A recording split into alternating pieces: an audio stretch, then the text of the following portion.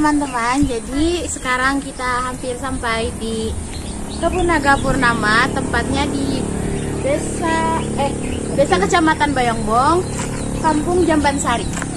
Mari kita lihat dalamnya. Simak guys.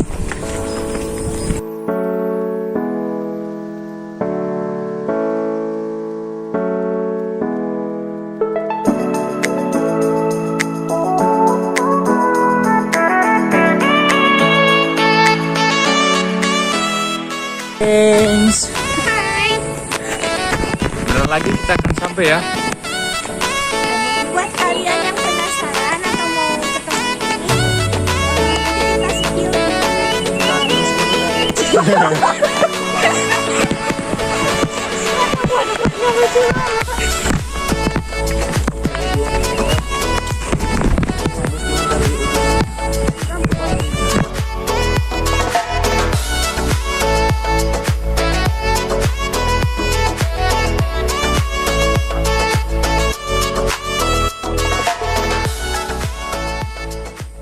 Guys, kita sudah sampai di wisata Kebun Buah Naga. Mari kita masuk dan kita lihat apa aja yang ada di dalam. Let's go.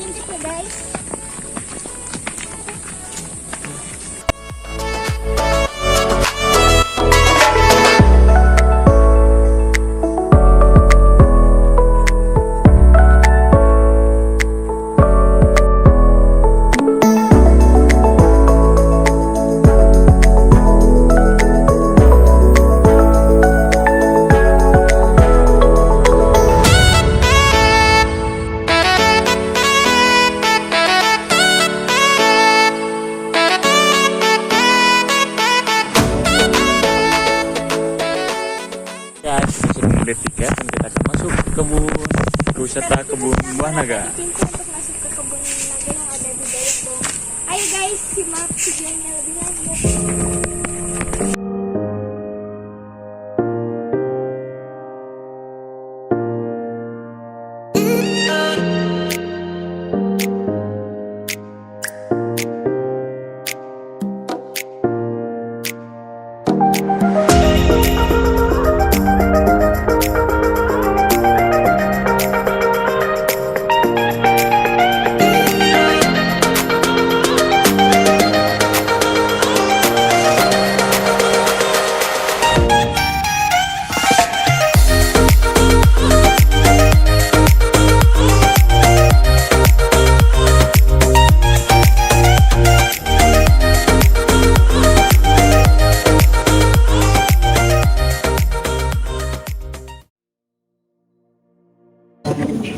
Bisa dimulai ya teh?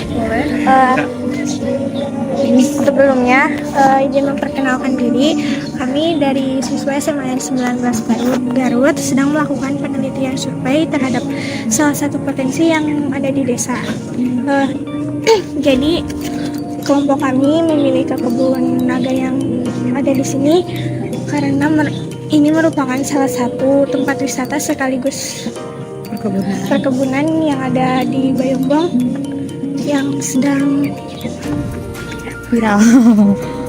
Sebelumnya boleh tahu siapa nama ibu? Di sini perkenalkan ya, nama saya Rumina Lestari. Di sini sebagai salah satu pengelola, khususnya kalau saya sih di kebun ya, megang area kebun. Kalau di resto beda lagi nanti manajemennya. Nah, kan ini tugas geografi ya. Kenapa pilihnya kebun naga? Ya, karena kami tertarik untuk mengetahui lebih dalam tentang kebunan naga yang ada di sini. Karena kebun naga di sini merupakan kebun naga yang besar yang ada di Desa Bayongbong, lebih tepatnya di Kecamatan Bayongbong. Kenapa ibu bisa memilih usaha di bidang perkebunan kebun naga ini? Oh, di sini mas saya bukan sebagai pemilik, tapi sebagai pengelola. Nah, ownernya kenapa milih kebun naga? Karena kebun naga itu pohon yang indah. Jadi kalau di sini kan termasuk dataran tinggi. Jadi kalau misalkan ditanami kebun naga, dia itu nggak terlalu ke atas, jadi nggak menghalangi pemandangan. Jadi kalau misalkan segitu-gitu aja. Jadi kan gak terlalu ini ya ngalangin pemandangan. Terus bunganya kan dia setiap mau berbuah kan bunganya itu indah, bagus. Jadi pemilik itu memilih kebun naga karena lain daripada yang lain gitu. Ya. Terus ke pertanyaan yang selanjutnya, bagaimana cara ibu untuk memperluas atau memperbesar perkebunan ini? Ini mah udah besar dari dulu. Pertama kan ini digarapnya tuh beberapa pohon aja, 1.000 pohon. Nah sekarang itu udah ada 3.300 kurang lebih pohonnya.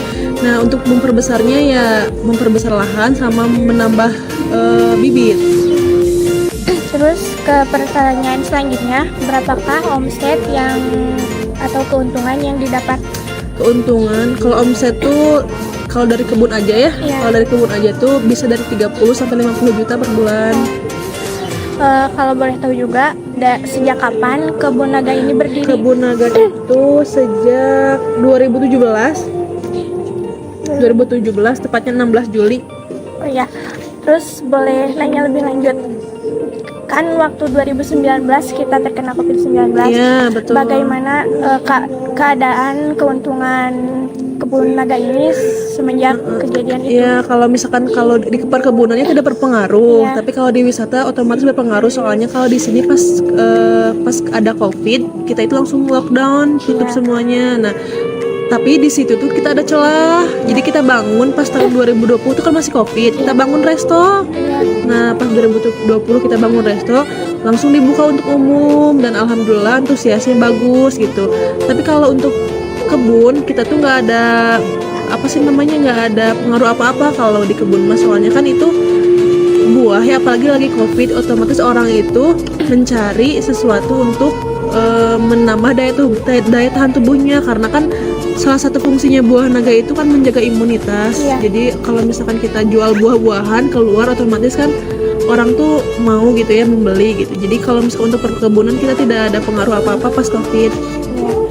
Terus buat pertanyaan yang selanjutnya, bagaimana cara ibu untuk mempromosikan kebun naga ini? Kalau kebun naga itu dipromosikan, pertama kita kan aktif di media sosial juga ya, media sosial seperti Instagram, TikTok, Facebook. Yang selanjutnya kita juga kadang ngasih brosur kepada konsumen. Kita kan punya brosur, dikasih ke konsumen. Nah, kita juga kadang manggil dari influencer Garut, jajanan Garut, info Garut, food gallery Garut. Kita juga kadang mengundang mereka gitu untuk promosiin. Kalau untuk lebih di media sosial sih kalau kita itunya promosinya. Terus buat pertanyaan yang selanjutnya, apa hambatan ibu dalam menjalankan usaha ini? Kalau di perkebunannya khususnya banyak hambatannya kan. Kalau misalkan di perkebunan tuh lebih ke lingkungan. Jadi kalau misalkan dia musim kemarau terus kan otomatis tanaman tuh butuh diairi kan. Iya. Dicebor itulah istilahnya. Kalau dicebor kan kita untuk butuh air yang banyak gitu kan. Kadang kalau musim kemarau airnya nggak ada gitu. Itu salah satu hambatannya. Kalau misalkan air nggak ada, kita otomatis perkebunannya jadi turun itunya produktivitasnya. Nah kalau musim hujan, kendalanya kita terserang hama.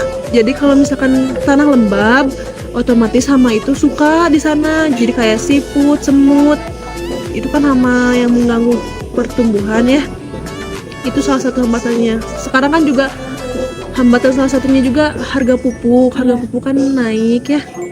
Itu juga otomatis menjadi cost untuk kita juga. Kan kita tiap bulan ada panen, otomatis tiap bulan kita juga perlu pupuk gitu. Terus izin bertanya lagi, kan kakak-kakaknya tadi panennya setiap 1 bulan sekali. Iya. Kalau boleh tahu itu teh panennya berapa kilo? ton? Oh, ya, berapa ton? Berapa ton tuh kadang 1 ton sampai 2 ton. Kalau dari produksi kita itu kan fluktuatif ya, nggak Ya. selalu. Jadi kadang di bawah 1 ton juga. Kalau rata-rata sih 1 sampai 2 ton. Ya. Terus kalau boleh tahu juga, kan ini tuh buah naga ya. Ya. Apakah di kebun buah naga ini meluncurkan sebuah produk? Oh belum, kalau itu mah kita masih develop, masih mengembangkan. Kita mau rencananya ada selai dari buah naga, sama ada chips juga. Cuma kan ini masih diteliti ya, belum nemu ramuan yang pas, jadi belum bisa di display gitu, belum bisa diluncurkan. Terus teh izin bertanya lagi, ada berapa jenis buah naga yang ada di kebun? Di sini ada 3. Yang pertama buah naga merah, buah naga putih, sama buah naga kuning. Nah, kalau yang dikomersialkan di sini buah naga merah sama buah naga putih. Kalau untuk buah naga kuning kita masih mengembangkan, masih ditanam gitu, belum dikomersialkan. Kalaupun ada muncul 1-2 buah biji, kita masih diteliti tingkat, kan itu lebih susah ya kalau buah naga kuning perawatannya, jadi masih dipelek lah. Terus teh izin bertanya lagi, bagaimana cara membedakan antara buah naga merah sama buah naga putih? Buah naga merah sama buah naga putih dari bentuknya sih, kalau misalkan buah naga merah itu dia lebih lonjong, lebih bulat. Kalau buah naga putih itu dia lebih lonjong. Ya, ada fotonya. Di sini kita buahnya juga ada beberapa grade ya, dari grade A sampai grade D. Jadi kan kita menyesuaikan dengan kebutuhan buyer. Jadi kalau misalkan bayarnya pengen grade A, kita kasih grade A. Bayarnya pengen grade B, kita kasih grade B gitu. Jadi gimana pengennya buyer kalau masalah grade. Oke. Oke, saya mau nanya. Jadi sini kan potensinya dari buah naga ya. Nah, bagaimana cara di sini supaya mempertahankan atau mengembangkan? Kalau dari buah naga mah ya kita asupan nutrisi untuk tumbuhan, asupan nutrisi untuk buah itu harus seimbang gitu. Jadi kalau misalkan kita tiap bulan tuh ada namanya cek pH tanah. Jadi kalau misalkan pH tanahnya di bawah misalkan atau terlalu asam, kita ada di recovery gitu supaya kembali ke normal lagi gitu. Kalau untuk ini mah kan kita di sini lebih ke wisata ya. Jadi kalau wisata tuh lebih ke daerah sini, bukan ke area kebun. Kalau wisata, jadi kalau misalkan sekali kadang ada yang mau petik buah naga, kan kita ready gitu.